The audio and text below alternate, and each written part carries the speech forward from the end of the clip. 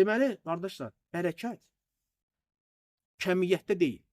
Yəni, adam 100 il yaşayıb, ha, bərəkətli ömür yaşayıb.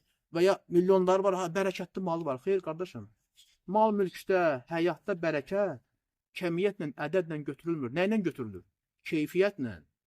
Ola bilər 35-40 il yaşayasan, lakin bərəkətli ömür yaşayasan. Allah itaətdə, ibadətdə və ya özündən sonra elə bir miras qoyub gedə bilərsən ki, elm, fayda, insanlar qiyamətə qədər sənin elmindən faydalanır. Həqiqətən belə alimlər olub, az müddət yaşayıb, qardaş. Lakin özündən sonra miras qoyub, elm qoyub, kitablar qoyub, dərslər qoyub. Məsələn, İmam Nəvəvi, Allah ona rəhmət eləsin. 40 neçə yaşında dünyasında yaşayıb, 40 və ya 40 neçə. Nə yaşayıb? Belə baxanda bizdə buna nə deyirlər? Cavan öldü məsələn. Düzdürmü? 40 cavanlıq, 40 yaşı qocalıq deyil. Amma özündən sonra qoyduğu elmə mirasa bax. Və yaxud da ki, müasir zamanımızda Hafiz Əl-Həkəmi, Allah ona rəhmət eləsin. Səhv etmirəmsə 35-37 yaşlarında dünyasını dəyişir. Amma alim kimi dünyasını dəyişir.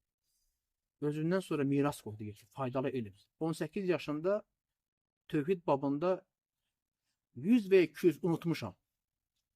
Beytdən ibarət olan tövhiddən şeir yazır. Sonra o yazdığı şeiri də deyəsən 200-dən çoxdur beytin sayı, unutmuşam. Amma çoxdur.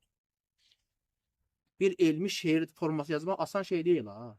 Məsələn, alimlər olub ki, Allah Rəsulünün sirasını şeirlə yazır. Doğulduğu gündən ta vəfat edən günə qədər bütün hadisələri qeyd edib şeirlə, şeir forması. Bu asan şey deyil.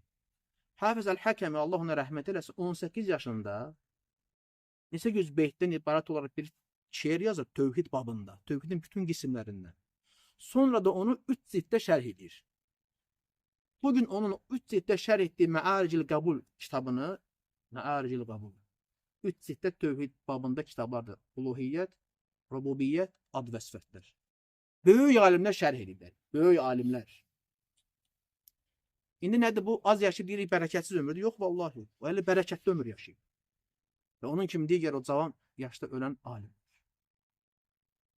Və ya malı mülkü var, çoxdur, amma asi fasikdir. Qazancığı yer haramlardan, həşlədiyi yer haramlar.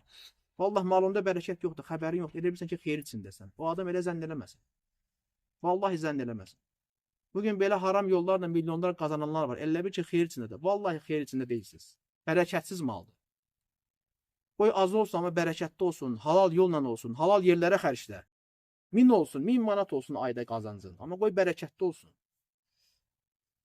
Ona görə deyirlər ki, ömürlü həyat, daha doğrusu bərəkətli həyat, az olsa da itaətli olan həyatdır. Ola da 35 il, 40 il yaşayır insan. Lakin itaət üzərindədir, ibadət üzərindədir, salih bir məndədir. Bəli, itaətli həyatdır, bərəkətli həyatdır.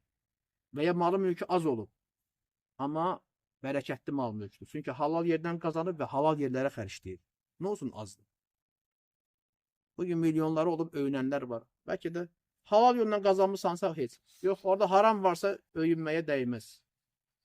Həmçinin nə olsun halal yolla qazanmışsan? Yaxşı, halal yerə xərcləyirsən? Yox, yenə öyünməyə dəyməz. Bərəkətsiz maldır. Tək halal yolla qazanmaq da deyil. Nəyə xərcləyirsən, haqqını verirsən mi, ona da baxmaq lazımdır. Ola bilər milyonlar qazanır halal yolla. Adam ticarət qurub, aldatmır. Yaxşı, indi baxa görə bu hara xərcləyir? Haqqını verirmi? Vermir. Nə zəkatı var? Nə sədəqəsi var? Ancaq hara, keyfə, damağa, eş, işləti, ora, bura, öz işinə. Hərəkətsiz pul. Haqqını vermirsən ona görə.